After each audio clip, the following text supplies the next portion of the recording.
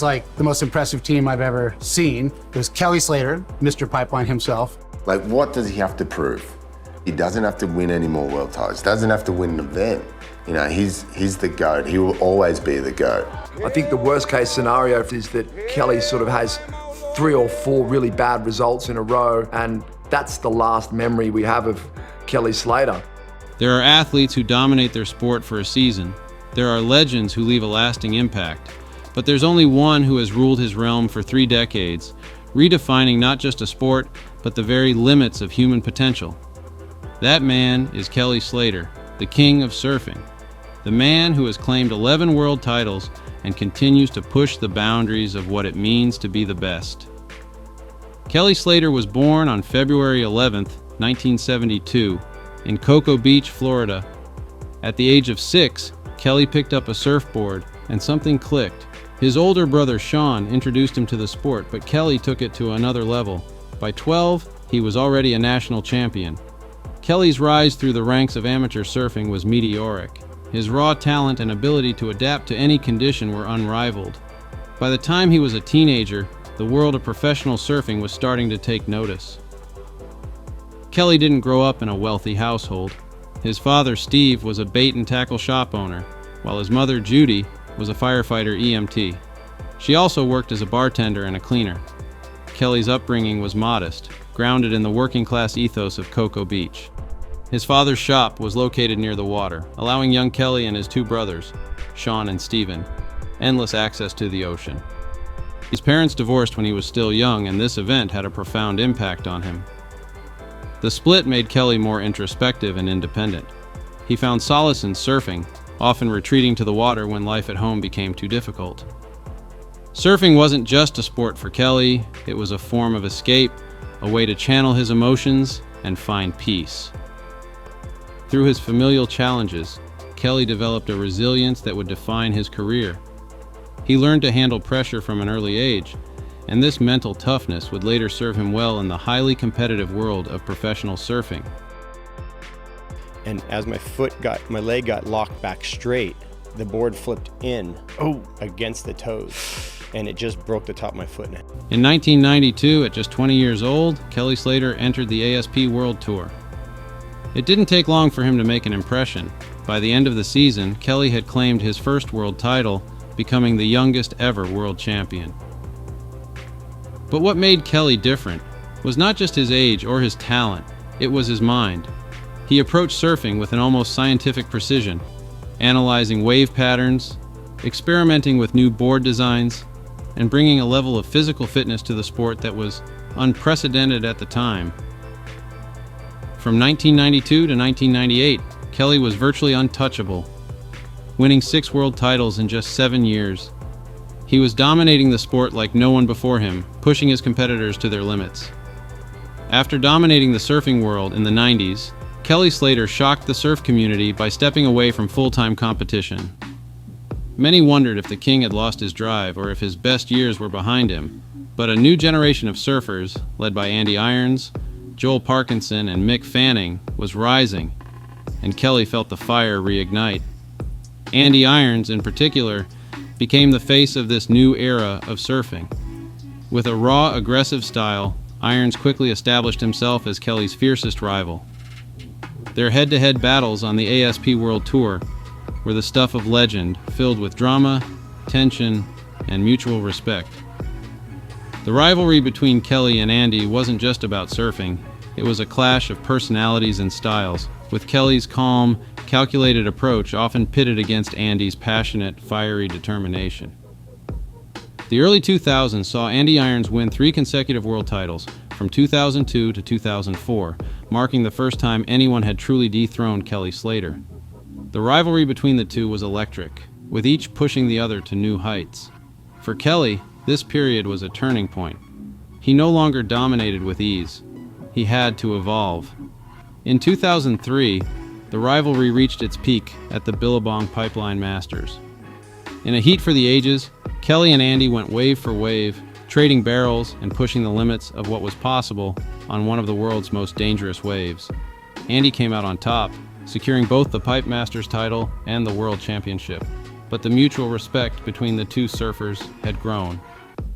The rivalry didn't end there. Kelly, fueled by a renewed sense of purpose, fought back in the following years. In 2005, at the age of 33, Kelly won his 7th world title, marking the beginning of his second wave of dominance. Kelly and Andy's rivalry was not just about competition. It was about mutual respect, brotherhood, and the acknowledgement that they were both making each other better. Sadly, the rivalry came to a heartbreaking end in 2010, when Andy Irons passed away at the age of 32. Kelly would later describe Andy as the fiercest competitor he had ever faced, but also one of the surfers who inspired him the most. As the 2000s progressed, Kelly Slater found himself facing not just Andy Irons, but a new wave of talent that would go on to define the next generation of surfing. Among them were Joel Parkinson, known for his smooth, effortless style, and Mick Fanning, a powerful and explosive surfer from Australia. Just to get back in touch with yourself. And if I trust that feeling, I always feel like I'm happier. Joel Parkinson, or Parko, was often considered the most stylish surfer of his generation. His fluidity on the wave made him a fan favorite, and his consistency put him in direct competition with Kelly year after year. Parko and Kelly had numerous close contests, and while Parko often came close to taking the world title, it was Kelly who managed to edge him out in critical moments. Then came Mick Fanning, a surfer who was as mentally tough as he was physically gifted. Mick's explosive turns and unmatched speed made him one of Kelly's fiercest rivals in the mid to late 2000s. The two surfers had some of the closest heats in surfing history, with Mick often challenging Kelly's dominance on the tour. In 2007, Mick Fanning broke through, winning his first world title.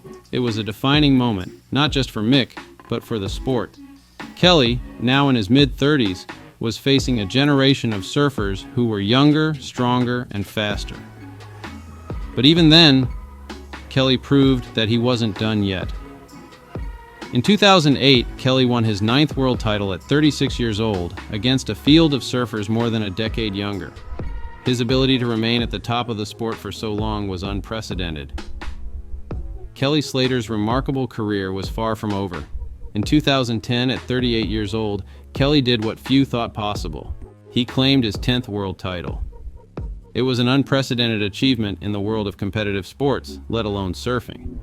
What got me to where I am, what got me the world titles and all the contest stuff has been really an obsession. That would be the dream for me, win this thing. Kelly's 10th world title came as a statement to the surfing community and the world. It was clear that Kelly wasn't just a great surfer, he was the greatest of all time, and he was still evolving. His approach was increasingly cerebral, understanding not only the waves, but also the psychology of his competitors. But Kelly wasn't done yet. In 2011, he clinched his 11th world title, making him the most decorated competitive surfer in history. At 39 years old, Kelly showed no signs of slowing down. His agility and fitness were on par with surfers nearly 20 years younger, but it was his experience, his deep understanding of wave dynamics, and his unrivaled competitive instincts that kept him at the top of the game. The 2011 season was a mixture of vintage Kelly and modern precision. The 11th title was more than just a win. It solidified Kelly's legacy as an ageless champion. As the years passed, many wondered if Kelly's time in the spotlight would ever fade. But in 2022, Kelly delivered one of the most remarkable moments of his career, winning the prestigious Pipeline Masters at 50 years old. Winning the Pipe Masters, held at one of the most dangerous waves in the world, is an achievement in itself. But to do it at 50 against competitors half his age defied all expectations. Kelly's mastery of Pipeline was on full display, riding impossibly deep barrels and threading through sections with the same finesse he'd shown in his prime. That victory at Pipeline wasn't just a nostalgic trip down memory lane, it was a message to the surfing world. Kelly Slater was still here, and he was still capable of magic. His win at 50 was widely regarded as one of the greatest moments in surfing history, marking him as not just a champion, but an enduring symbol of longevity and passion. But like all careers, even one as storied as Kelly Slater's, there are moments of setback. In April of 2024, after a lifetime of competing at the highest level, Kelly missed the mid-season cut on the World Surf League Tour. It was a shocking moment for fans and athletes alike. For the first time, Kelly faced the harsh reality of surfing's new qualification format, where only the top surfers from the first half of the season made it through to the second half. The competition had grown fiercer, and a new generation of young, hungry surfers had risen to the challenge. While Kelly still had the fire, the grind of the tour and the toll of nearly 4 decades of professional surfing had begun to show. Kelly's impact on the sport extended far beyond any single season. Whether it was his 11 world titles, his monumental win at Pipeline at age 50, or even his decision to continue pushing himself against the best young surfers in the world, Kelly's legacy as the greatest surfer of all time was already set in stone. When you jump in the cold, you're not thinking about your problems. You're thinking about just the physical feeling right then. Yeah. And then when you get out, you have all these endorphins, and chemically it helps you a lot. Throughout his career, Kelly Slater has called many places home. Each location reflects a different chapter of his journey as a surfer, entrepreneur, and environmentalist. Kelly's roots are firmly planted in Cocoa Beach, Florida, where he spent his formative years surfing the small, mushy waves that would shape his ability to read the ocean. Cocoa Beach was more than just home. It was where Kelly learned resilience, adapting to less than perfect conditions and honing his skills on waves that many consider too small for serious surfing. Kelly has also spent significant time in Avalon Beach, New South Wales, located on the northern beaches of Sydney. Avalon, with its rugged coastline and consistent waves, has long been a favorite spot for Kelly. The town's relaxed, beachside vibe fits his lifestyle, and though he no longer owns a home there, Avalon still has a special place in heart. Further up the coast, Kelly established another home base in Australia on the iconic Gold Coast. Known for its legendary surf breaks like Snapper Rocks and Kira, the Gold Coast has been a significant part of Kelly's competitive history.